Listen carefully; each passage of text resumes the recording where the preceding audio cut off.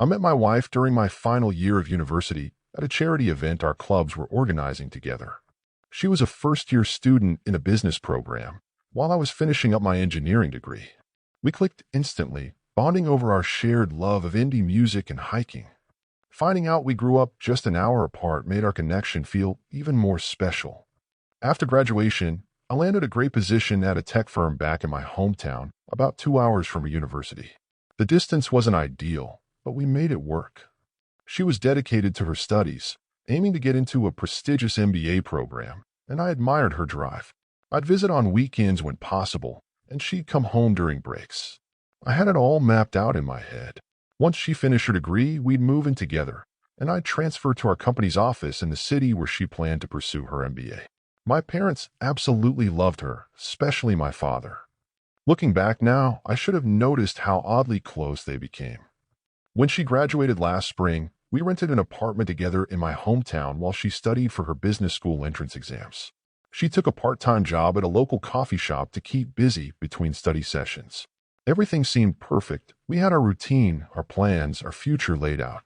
Then came that Tuesday afternoon last month. I had forgotten some important presentation files at home and decided to swing by during lunch to grab them. I didn't bother texting her since I was just planning to pop in and out quickly. As I pulled into our apartment complex, I noticed my father's pickup truck in the visitor parking spot. I figured he was probably helping with something around the apartment, as he often offered to do. But when I opened our front door, I found clothes scattered across the floor. My father's work jacket, her blouse, more items leading to our bedroom. I heard noises that made my stomach turn. In that moment, everything went quiet in my head. I took out my phone and started recording, walking down the hallway to our bedroom. I needed proof because I knew no one would believe what I was about to see. I pushed open the door to find my father and my wife together in our bed. The next few minutes were a blur of shouting, my father trying to grab my phone, my wife crying and making excuses. I remember telling them both to be gone by the time I got back from work. I somehow made it back to the office, where my supervisor, Mrs. Chin, immediately noticed something was wrong. After seeing the video, she offered me time off and even a place to stay in her family's guest house. But I decided to stay and finish my presentation. I needed something normal to hold on to while my world was falling apart. That evening, when I returned home, my wife was waiting. She tried to hug me, but I pushed her away. Then came the excuses and the truth. It had started during Christmas when I went to bed early after too many eggnogs. They had been meeting secretly since she moved back to town. She claimed my father had manipulated her with threats of exposing their initial encounter, but she still chose to continue seeing him. I packed her bags while she begged and pleaded, clinging to my legs as I dragged her suitcase to the door. I had to threaten to call the police and show everyone the video before she finally left. Then came the hardest part, calling my mother. She deserved to know the truth, even though it broke my heart to tell her. My father had already made up some story about staying at his brother's place. But once my mother knew the truth, she immediately kicked him out of their house. The following weeks were a blur of emotions. News travels fast in small towns, and rumors started spreading about why my parents separated. My mother, always the dignified one, tried to keep things quiet, but I knew I couldn't let them get away with what they'd done. At first, I thought about keeping the video to myself. I tried to move on, focus on work, pretend everything was normal. But every time I closed my eyes, I saw them together in our bed. The betrayal ate at me, not just the physical act, but the months of lies. How long had they been planning this? How many times had they met behind my back? One evening, sitting alone in the apartment that now felt like a stranger's space, I made a decision. I couldn't let them walk away without consequences.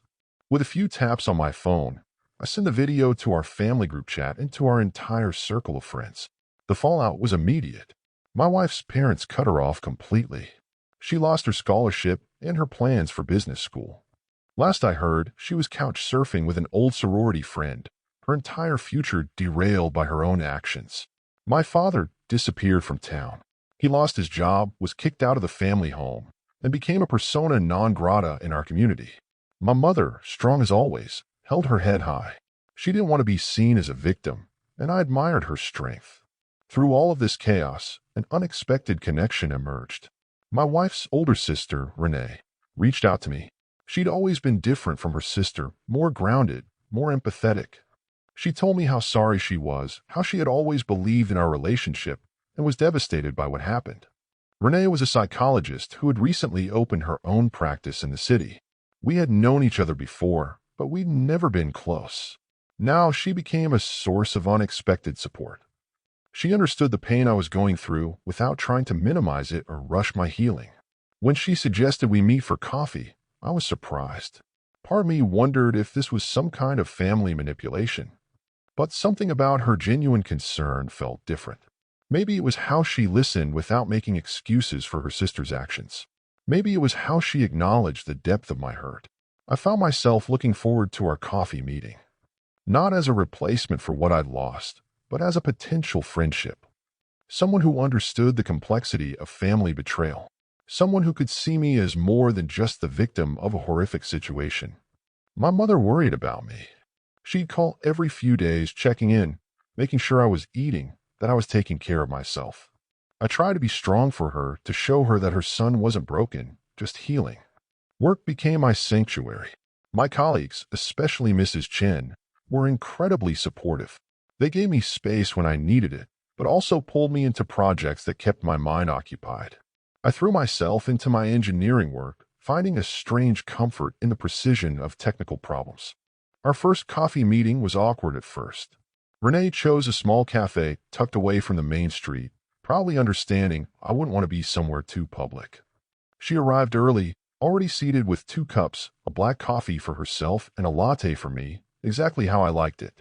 "I'm not here to defend my sister," she said immediately, her directness catching me off guard. What she did was unforgivable.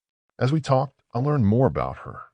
She had studied psychology in Scotland, returning home to start her own private practice.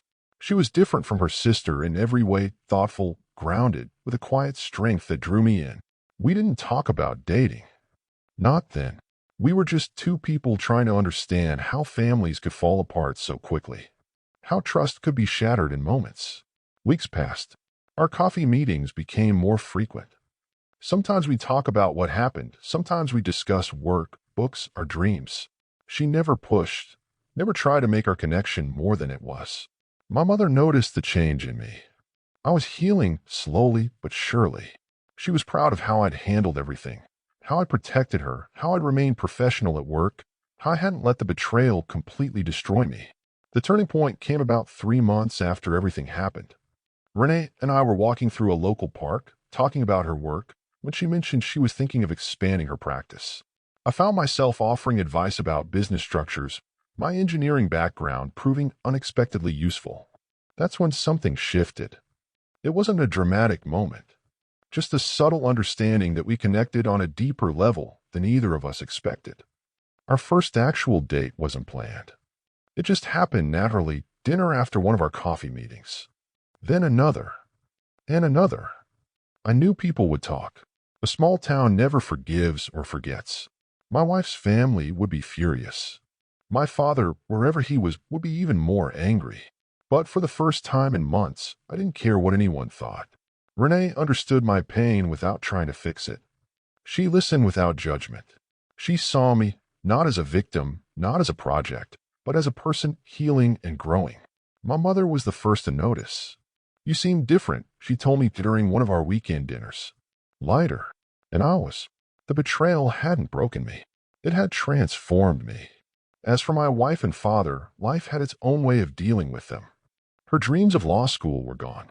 He was essentially exiled from our community. Their actions had consequences far beyond that single moment I caught them together. But me, I was moving forward. With someone who understood the complexity of family, of love, of healing. Someone who chose to stand beside me, not because of pity, but because of genuine connection. Sometimes life's greatest gifts come from its most unexpected moments. And I was learning to embrace that, one day at a time. Thank you for watching. If you enjoyed this story, please hit that subscribe button to help us reach our goal of 1,000 subscribers. Don't forget to give it a thumbs up and share it with friends or family who might enjoy it too. Your support means a lot. And if you have any thoughts, questions, or story ideas, drop them in the comments below. I'd love to hear from you. See you in the next story.